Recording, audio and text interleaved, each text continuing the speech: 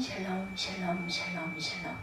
하나님 사랑합니다. 여러분 주 안에서 사랑합니다. 오늘 사사기 16장 말씀이죠.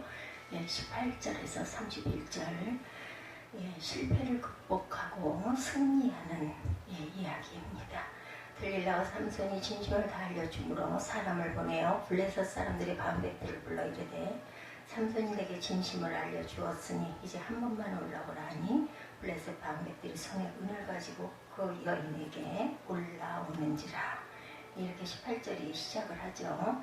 그래서 결국은 삼손이 힘을 다 잃어버려요. 머리를 다 밀어버렸기 때문에 들릴라가 삼손에게 자기 무릎을 베고 자게 하고 사람을 불러 그의 머리털 7가닥을 밀고 괴롭게 하여본즉 그 힘이 다 없어졌더라.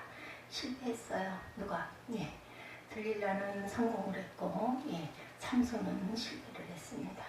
들릴라가 이르되 삼손이여 블레셋 사람이 당신에게 들이닥지 않느니라 하니 삼손이 잠을 깨며 이르기를 내가 전과 같이 나가서 몸을 떨치리라 하였으나 야훼께서 이미 자기를 떠나신 줄을 깨닫지 못합니다. 우리도 깨닫지 못할 때가 너무나 많죠. 블레셋 사람들이 그를 붙잡아 그의 눈을 빼고 끌고 가사에 내다가 놋줄로 매고 그에게 옥에서 맷돌을 돌리게 하였더라. 죄수가 됐습니다.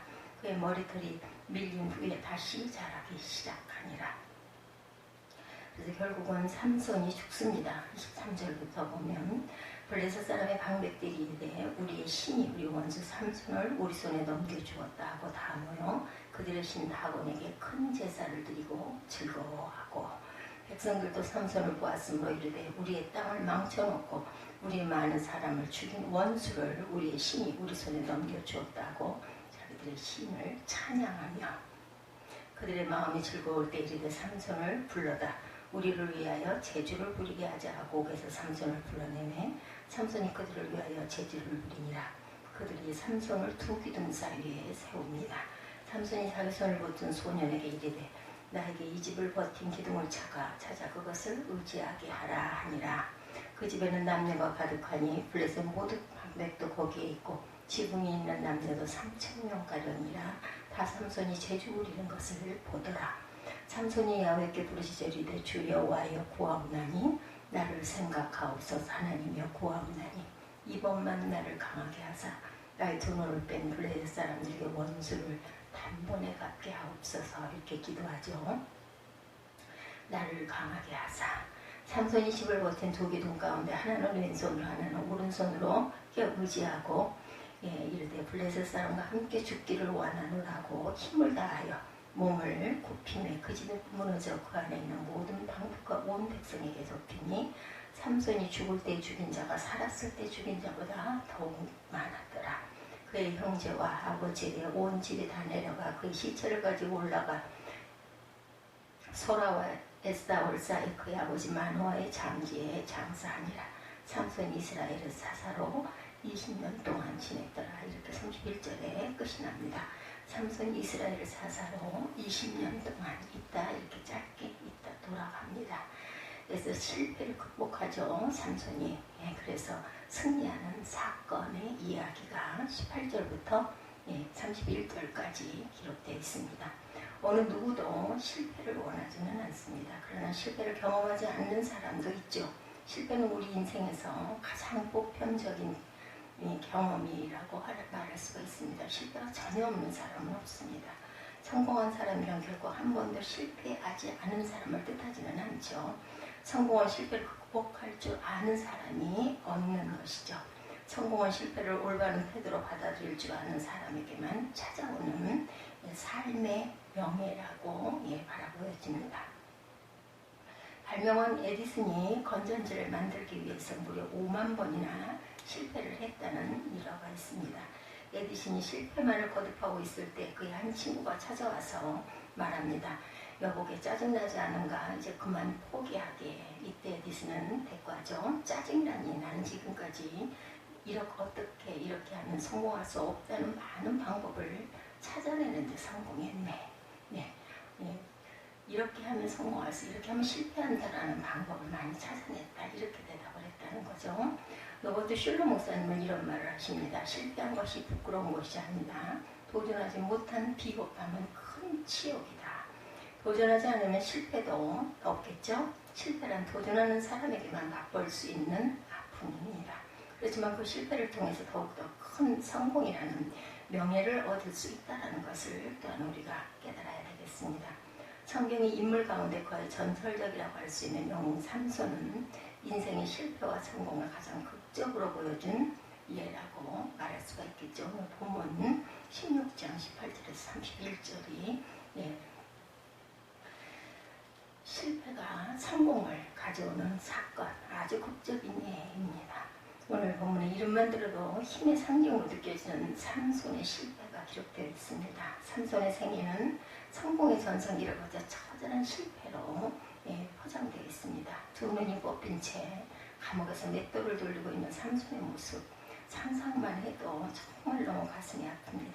그의 눈에서는 처절한 피눈물이 떨어지고 있었을 것이고, 복수심과 호기심으로 들뜬 군중들 앞에 불려나와 공화단의 어릿광대처럼 재주를 부리는 삼손의 비참한 모습도 기가 막힙니다.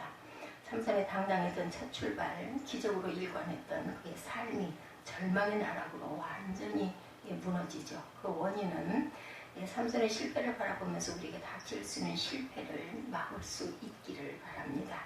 오늘 우리는 삼손의 삶의 실패를 끝낸 원인, 그 원인을 찾아보고 극복의 길을 한번 찾아보도록 하죠. 첫째, 그가 실패를 했던 원인은 정욕의 지배를 받았기 때문이다. 삼손이 약점이 있었습니다. 여인에게 약했죠. 힘을 쓸 줄은 알았지만 그 힘을 또한 다스릴 줄을 몰랐습니다. 청년기 때부터 그 약점이 드러납니다. 사사기 14장 1절에서 2절까지 말씀을 우리가 읽어보죠. 삼손이 딥나에 내려가 거기서 블레셋 사람의 딸들 중에 한 여자를 보고 올라와서 자기 부모에게 말하 이르되 내가 딥나에서 블레셋 사람의 딸들 중에서 한 여자를 보았사오니 이제 그를 맞이하여 내 아내로 삼게 하소서 하네. 삼손은 자신의 정욕을 억제하지를 못하죠. 그는 딥나에 내려갔다가 그곳에서 블레셋 사람의 딸들 중에서 한 여자를 보고 마음이 빼앗깁니다. 좋아하는 여자도 같은 민족인 이스라엘 사람이 아니라 하나님을 알지 못하는 이방 여자였죠. 태어나면서도 삼손은 다시인이었습니다. 그는 분명히 구별된 존재로 살아야 했음에도 불구하고 하나님께서 어떤 여자를 아내로 삼아야 좋아하시는지에 대해서 전혀 상관을 하지 않았다. 하나님이 원하시는 바를 염두에 두지를 않습니다. 아버지가 반대하는데도 순종하지 않고 자신이 원하는 대로 합니다. 자기 감정에 따라 일을 처리하는 것이 삼손의 최대의 약점이었습니다. 삼손의 이러한 모습을 결정적인 인생의 실패로 나타납니다. 오늘 16장 1절의 말씀을 보면 삼손이 가사에 가서 거기서 한 기생을 보고 그에게 들어갔더니, 영어 성경에 보면 삼손이 한 기생을 보고 그에게 들어가서 잤다로 되어 있습니다. 아내가 아닌 다른 여자와 잠을 동침을 했습니다. 근데 이 문맥의 앞뒤 어디를 살펴보더라도 삼손이 주저했다는 흔적을 전혀 찾아볼 수가 없어요. 자신의 행동이 바른지 그른지에 대한 진지한 고민이 나와 있지 않습니다. 이것은 삼손이 습관적으로 죄를 지고 있다는 것을 알 수가 있죠. 그냥 정욕에 끌리는 대로 본능적으로 행동했습니다. 그는 이성적인 판단과 사리 분별보다 감정에 치우친 삶을 살았어요. 한두 번의 경고에도 주의하지 않고 거의 반복적으로 죄를 짓습니다. 피터 폴 루벤이라는 화가가 삼손을 주제로 해서 그린 그림이 있는데 삼손이 사자와 싸우고 있는 모습인데 두 개의 원을 그리고 있습니다. 첫째 원은 삼손이 사자의 머리를 움켜쥐고 있는 모습입니다. 삼손에게 제압을 당하고 있는 사자의 형상이죠. 두 번째 원은 사자의 머리가 삼손의 가슴을 핥히는 장면을 묘사합니다. 화가는 그 그림을 통해서 삼손은 사자를 쉽게 손으로 때려 눕힐 수 있었지만 자기 마음에 있는 정욕이라는 사자는 다스리지를 못해 실패를 여실히 드러내는 작품이었습니다. 오스카 와일드는 나는 모든 것을 저항할 수 있다. 단 유혹을 제외하고는 이렇게 유혹이 얼마나 강한지에 대해서 고백을 하고 있죠. 삼손은 그 유혹에 졌어요. 지혜서인 잠언에도 유혹을 경계하는 말씀이 나오죠. 잠언 4장 23절에 모든 지킬 만한 것 중에 무릇 내 마음을 지키라. 생명의 근원이 이에서 나느니라. 이렇게 말씀합니다. 삼손의 실패는 자기 마음의 정욕을 다스리지 못한 데 있었고 자신의 약점을 보완하지 못한 데 있었습니다. 사사기를 보게 되면 삼손에는 들릴라 이전에 이미 2명의 여인이 있었어요. 첫 번째는 딥나의 여인이었죠. 그는 이 여인 때문에 곤욕을 치릅니다. 그럼에도 불구하고 그는 블레셋에서 가사에 갔다가 그곳에서 또한 기생을 만나서 이렇게 죄를 짓습니다. 사람은 어리석어서 죄를 지었으면 죄의 끝을 꼭 보고야만 합니다. 다시 말해서 무서운 사망을 보아야 합니다. 그러게 우리는 믿기가 아니라 믿기의 끝에서 우리를 낚아채는 바늘을 볼 줄 알아야 되겠죠. 믿기는 항상 아름답습니다.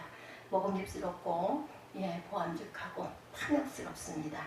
인생을 걸어볼 만한 게 보이죠. 그러나 그 마지막은 분명한 사망이라는 것을 꼭 알아야 합니다.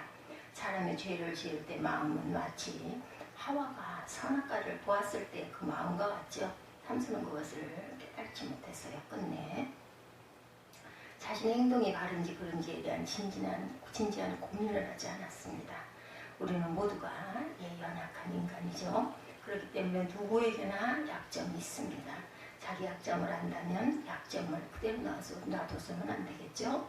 누구나 그리스도의 신화에 나오는 아킬레스의 발뒤꿈치처럼 숨길 수 없는 약점을 가지고 있습니다. 그 약점이 우리의 인생을 망치지 않도록 잘 관리하고 지키는 일이 필요하죠.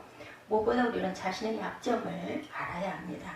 만약에 돈이 약점이라면 돈에 자유하는 훈련을 자꾸 해야 되겠죠. 이성이 약점이라면 그 약점의 자리에 가지 않아야 합니다.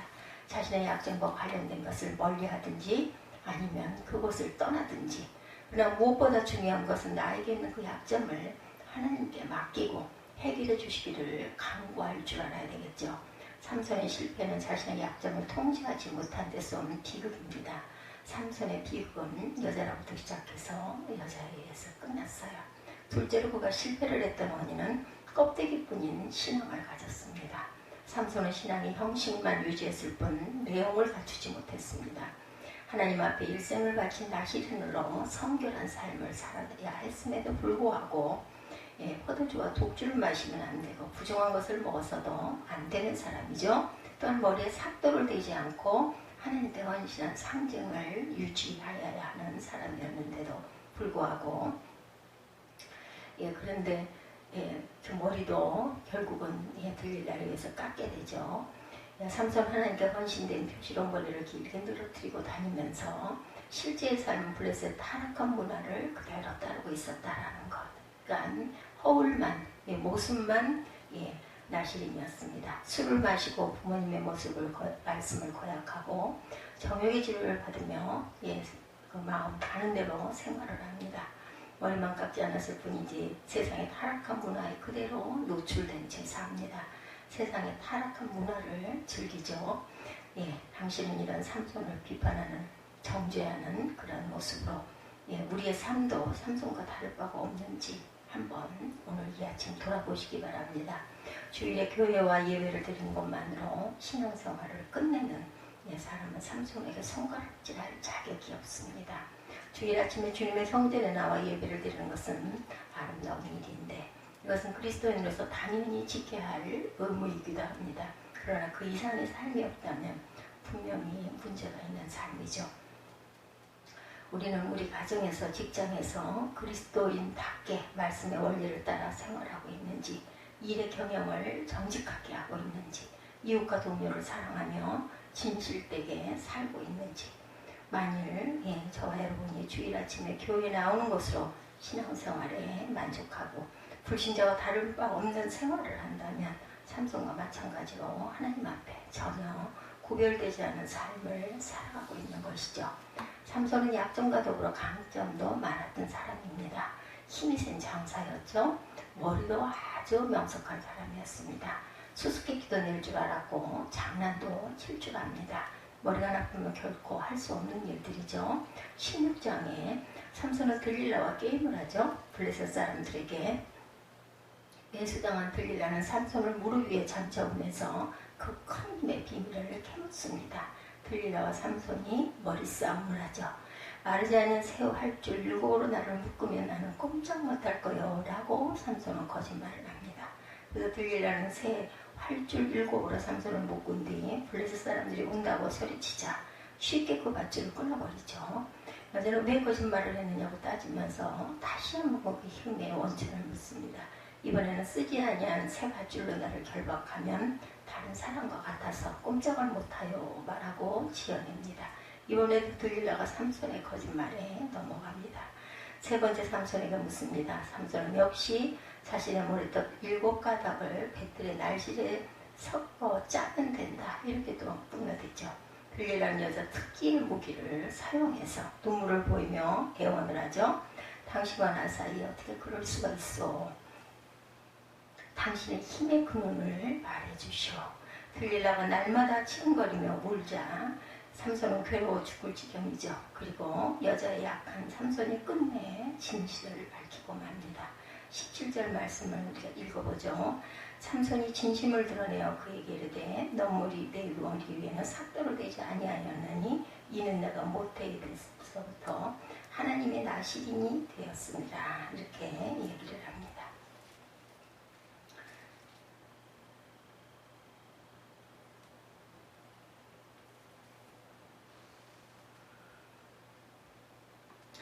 삼손이 진심을 드러내어 그에게 말하되 내 머리 위에는 삭도로 되지 아니하였나니 이는 내가 모태에서부터 17절에 이렇게 말씀하죠. 16장 17절 봅니다. 이는 내가 모태에서부터 하나님의 나시린이 되었으니라. 만일 내 머리가 밀리면 내 힘이 내게서 떠나고 나는 약해져서 다른 사람과 같으리라 아니라. 결국은 이제 고백을 하고 말죠. 삼손 하나님께서 자르지 말라고 하신 머리카락을 결국은 서약을 어기고 자르게 되죠. 우리는 삼손처럼 하나님과 맺은 언약을 어길 때가 많습니다. 우리의 신앙생활을 직장생활보다 못한 수준으로 유지해가는 경우도 허다합니다. 마치 취미생활하듯 교회에 나오고 친구와 내가 탁구를 치는 것보다 못하게 진지함을 결여한 그리스도인들이 있기도 합니다. 예수님을 진정으로 구세주와 주님으로 모신 사람은 우리를 위해 자신의 생명을 바친 그리스도를 절대로 이렇게 등한히 하지 않습니다. 예수님을 진정으로 사랑하는 사람은 그분과의 약속을 그렇게 가볍게 취급하고 어기질 않습니다. 온몸과 마음과 뜻과 정성을 다해 주님을 섬기죠.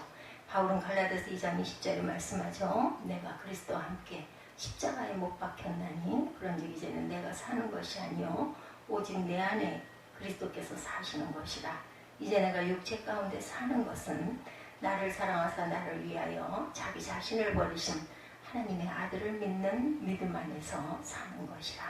바울의 이 고백이 오늘 저와 여러분의 고백이 되시기를 바랍니다.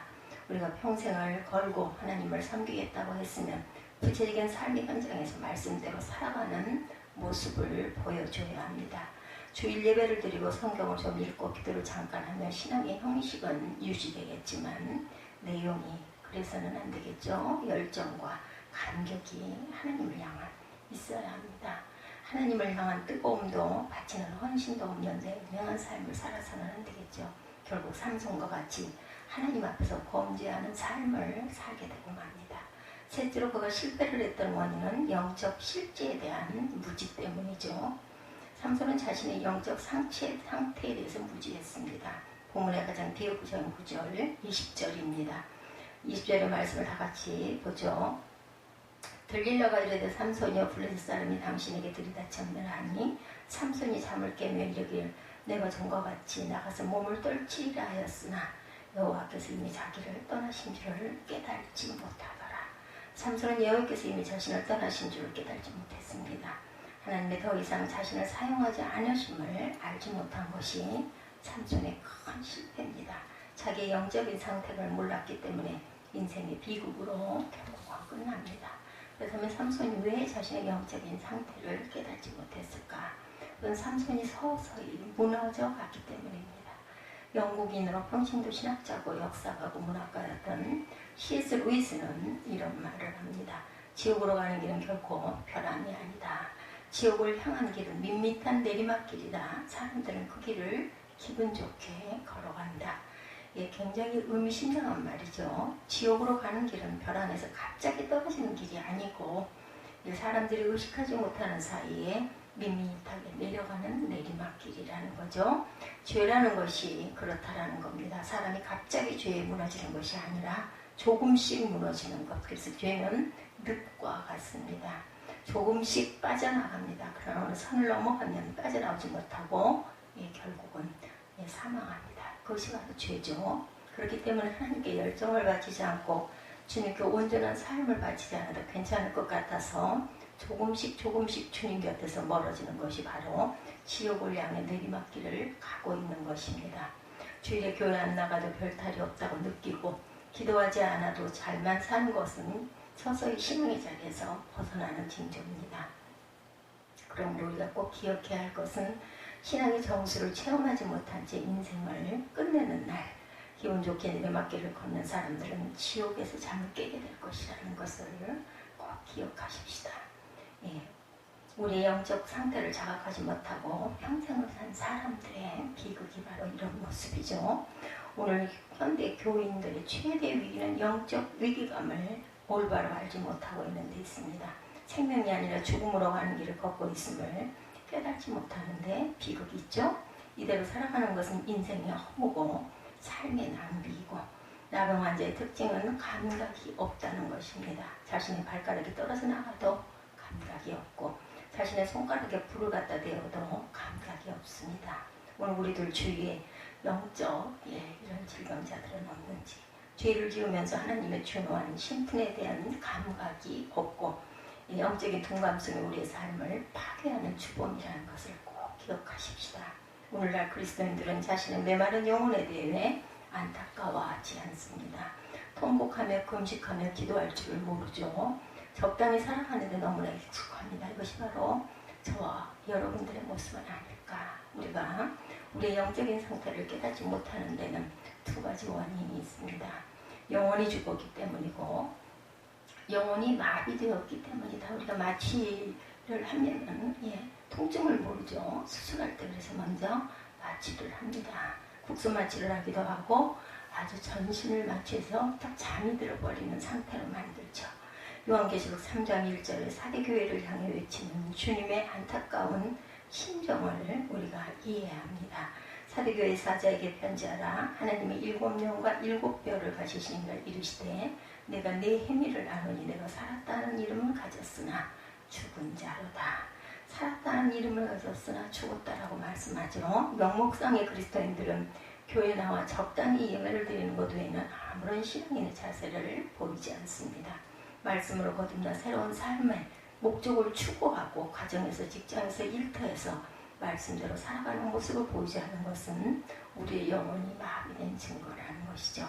인생의 문제를 진지하게 고민하며 삶을 헌신하는 신앙 고백이 없는 이 세대는 삼손과 같은 잘못을 범하고 있는 것입니다. 껍데기뿐인 신앙생활은 우리의 영혼에 힘을 주지 못하죠.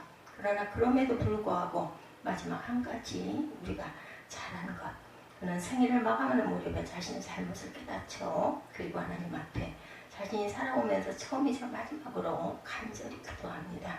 그리고 실패를 극복할 수가 있었죠. 마침내 인생을 성공적으로 마무리할 수 있었던 건 마지막 순간 자신의 삶을 역전시켜 승리합니다. 이것이 바로 삼손의 인생이죠. 28절 말씀에 삼손이 여호와께 부르짖으리되 주 여호와여 구하옵나니 나를 생각하옵소서. 하나님이여 구하옵나니 이번만 나를 강하게 하사 나의 두 눈을 뺀 블레셋 사람들에게 원수를 단번에 받게 하옵소서 하고 하나님 앞에 헌신된 나실이면서도 지금까지 살아오면서 기도하지 않았던 이 모든 것들을 깨뜨리고 그리고 다시 일어서는 모습이 보이죠.